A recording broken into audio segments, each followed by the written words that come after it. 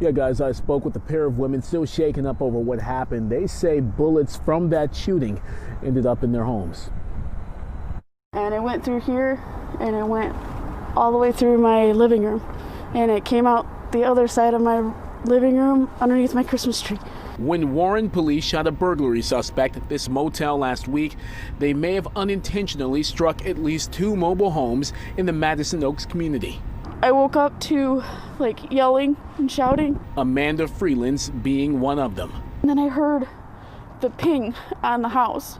She's thankful her boyfriend was not home at the time of the shooting, saying he would have been sitting in the bullet's path. She's thankful the bullet that hit the house was not a few feet to the right. If it would have been maybe a little further down, it would have hit my daughter's room.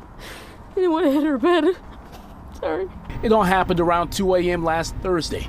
Warren police say they followed a 35-year-old man to the Knights Inn motel in Madison Heights after watching him steal a safe in Auburn Hills. The department says the suspect attempted to run officers over when they tried to arrest him, ramming a squad car before they shot him.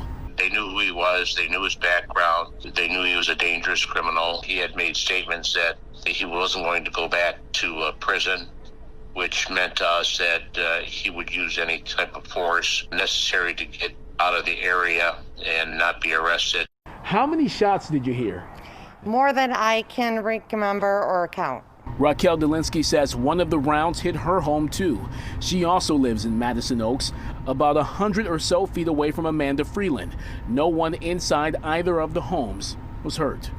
This has been a terrifying incident. Every noise I hear, every thump of a trash can hitting my trailer now, I jump up and think it could be another bullet.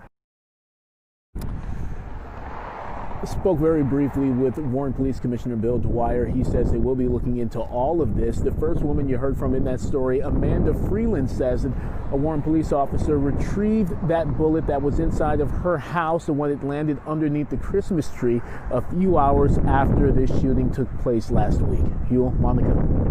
Randy, what happens next? Is the police department facing any kind of legal action from these residents who were endangered? No word about any legal action. It didn't seem that that was going to be the case. But when reaching out with a lawyer and also a former deputy police chief of a large police department here in Metro Detroit, they told me that in what's likely going to happen once Warren police wrap up this investigation and they see if they find out and determine that that bullet came from that shooting here at the Knights Inn motel, is that those residents will be able to file a complaint likely with the city of Warren, and they'll be probably compensated or given some sort of money for the property damage to their homes here. That is something that typically happens in situations like this, and thankfully no one was hurt.